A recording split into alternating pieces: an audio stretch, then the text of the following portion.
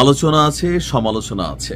আমার কাছে মাঝে মাঝে মনে হয় যে আমরা প্রত্যেকেই যারা শেখ হাসিনাকে ফেসিস্ট ডাকি, স্বৈরাচার ডাকি, আমার ভেতরেও হয়তো এই ফেসিস্টই বসবাস করে, আপনার ভেতরেও এই ফেসিস্টই বসবাস করে।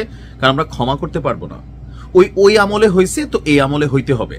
তখন তোমরা বিএনপির সাথে করছো, এখন আওয়ামী লীগের সাথে হবে। সো আওয়ামী লীগ তো এই কারণেই ফেসিস্ট, স্বৈরাচার আমরা বলতাম। তাহলে আপনার মধ্যে পরিবর্তনের জায়গাটা কোথায়? আপনি কি নতুনত্বের কোথাও শুরু করছেন? আপনি যদি মনে করেন যে তখন ওইটা হয়েছে দেখে এখন এটা রাইট, তো আওয়ামী লীগও তো বলতো কথায় কথায় সেই বিএনপি জামাত জ্বালাও পোড়াও ভাঙচুর সন্ত্রাস জঙ্গি, মানুষ এগুলোতে বিরক্ত ছিল যে মানে এগুলো ছাড়া কি কথা নাই, ঘুরে ফিরে এগুলোই তো ছিল। এখন তো এটাই হচ্ছে। তবে শেষ মুহূর্তে এসে মাত্র 5 মিনিটের জন্য কলিজার টুকরার সন্তান, যে সন্তানকে জীবনে প্রথমবারই দেখলো কারাগারের গেইটে, মৃত সন্তান, তাকে কোলে নেয় নাই। এমন না যে ডাক্তাররা না করছে বা কোনো আইনে আছে বিধানে আছে, কিছুই না। কেন সাদ্দাম তার কলিজার টুকরার সন্তানটাকে একবারের জন্য কোলে নিয়ে একটা চুমু খাইল না? এটার জন্য একটা দায়ভার সাদ্দামের আছে, সেটা আমি ভিডিও লাস্টে বলবো। তবে কেন খায় নাই, বিবিসি এই নিয়ে একটা রিপোর্ট করেছে। রিপোর্টে সাদ্দামের ভাই যিনি আছেন মোহাম্মদ শহীদুল ইসলাম, তিনি বিবিসিকে বলছেন ওই শেষ মুহূর্তে বাচ্চার কানে কানে সবার সামনে বলতেছিল বাচ্চাকে জীবিত অবস্থায় কোলে নিতে পারিনি, তাই কারাগারের গেটেও তাকে অভিমানে সাদ্দাম কোলে নেয়নি। কলিজাটা হয়তো ফাইটা গেছে, আমি জানি না যে তার ফিলিংসটা কি ছিল, যে এত একজন বাপ একটু ফিল করতে পারি। তো তার এই ছোট পুত্রের মাথায় হাত বুলিয়ে বলেছে আমি ভালো বাপ হতে পারিনি, বাপ ক্ষমা করিস। এই শব্দ দুইটার মধ্যে আসলে কি পরিমাণ অনুভূতি, কি পরিমাণ আবেগ জড়িত। তবে এটার জন্য কি শুধু এই প্যারোল সিস্টেম দায়ী? কিছুটা।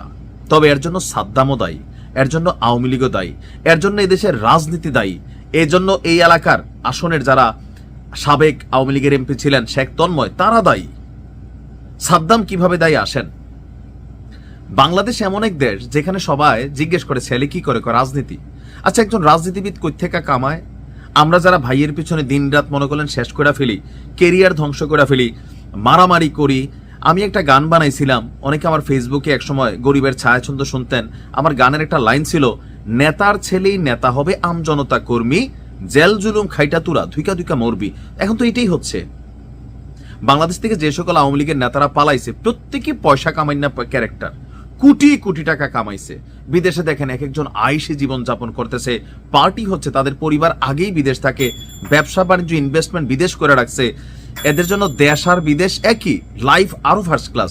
কিন্তু আমরা যারা দল করতে গিয়া পরিবারের খবর রাখি না, কামাই রুজির ধান্দা করি না, সারাদিন খালি রাজনীতি রাজনীতি, ফেসবুকে বাপের থেকে ভাইরে গার্জিয়ান মানে, দলের জন্য জীবন দিয়া ফেলমু, দলের জন্য মার্ডার করে ফেলমু, এরে ধরেন ক্ষতি করবো, উড়ে একটা মিথ্যা মামলা দিমু। এই যে আমরা, আমাদের পরিণতি কি? আমাদের ছেলে পেলে এইভাবে মারা যাবে। আর নেতা ক্ষমতায় থাকবেন, টাকা পয়সা কামাবেন, ওনার ছেলেকে উনি বিদেশ পাঠাবেন, সেই ছেলে শিক্ষিত হইয়া শেখ তন্ময় হবে, শেখ তন্ময় শেখ হেলালের ছেলেরা আইসা এই দেশে রাজনীতি করবে। এরকম বহুত শেখ হেলাল শেখ তন্ময় দেশে এখনো আছে। আর আপনি সাদ্দাম, আপনার জীবনটার আপনি মূল্যায়ন করেন নাই।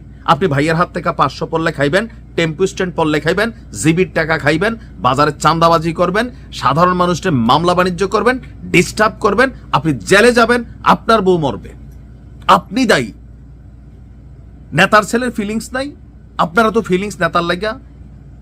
যখন বড় কোনো অনুষ্ঠান হয়, এখন দেখেন জামাতের যারা এমপি প্রার্থী সারাদিন বক্তব্য যাই দেখ, দুইজনে একসাথে দেখা হলে কোলাকুলি করে। আপনি যারা বিদ্রোহী প্রার্থী বিএনপির মধ্যেও দুইজন একসাথে দেখা হলে কোলাকুলি করে। আপনি চেয়ার দিয়া মাথামাটি ফাটাইয়া লাটালাটি কইরা প্রতিদিন নিউজ হচ্ছে, জামাত বিএনপি সংঘর্ষ হচ্ছে, জামাতের যে এমপি প্রার্থী বিএনপির যে প্রার্থী তারা ভালো। আপনি কেন মারামারি কইরা মামলার আসামি হচ্ছেন? সাদ্দামদের পরিণতি সাদ্দামরা ডাইকা আনে, এদেশের রাজনৈতিক সিস্টেম ডাইকা আনে। আমরা প্যারোল নিয়ে কথা বলতেছি, পার্ট টু হচ্ছে সাদ্দাম কেন জেলে গেল, রাজনীতি করতে গিয়ে গেছে। এখন অনেকে আছে ফাইসা যায়, যাদের উপর জুলুম হয়, এই জুলুম আল্লাহ ফিরাই দিবে। যে বিএনপির একটা ভিডিওতে বলছিলাম না, একটা ছেলে বলছিল যে বিএনপি করা যদি দেশে অপরাধ হয়, একসময় আওয়ামী লীগ করা অপরাধ হবে। এই যে রেজাল্ট তো এটা। তবে পরিবর্তন হচ্ছে, পরিবর্তন হয় নাই। আর আমরা ভিতরে যারা আছি, না আওয়ামী লীগ যখন এরকম করছে আমাদের সাথে, আমরা এখন সময় আসছে আমরা কইরা নিব, কোনো ক্ষমা নাই, এটাকে জায়েজ করতে হবে। তো আপনিও তাহলে অপেক্ষা করেন, আওয়ামী লীগের দুর্দিন এখন, আবার আপনার দুর্দিন আসবে। কালকে আপনি মজলুম ছিলেন, আজকে আপনি অত্যাচারী ব্যক্তি হয়ে গেছেন। ভিতরে পরিবর্তন হয় নাই, প্রতিশোধের আগুন থামে নাই। তো প্রতিশোধের খেলা, পৃথিবী, আবহাওয়া, বিশ্ব পরিবর্তনশীল, পরিবর্তন হবে। তখনও হয়তো আমরা কোনো এক সাদ্দামের পক্ষে কথা বলবো, আর আপনি ট্যাগ লাগাই দিবেন, দেন, আগেও দিচ্ছেন, এখনো দিচ্ছেন, দেন। বাট এই কথাগুলো বলা জরুরি মনে করছি। ভালো থাকুন।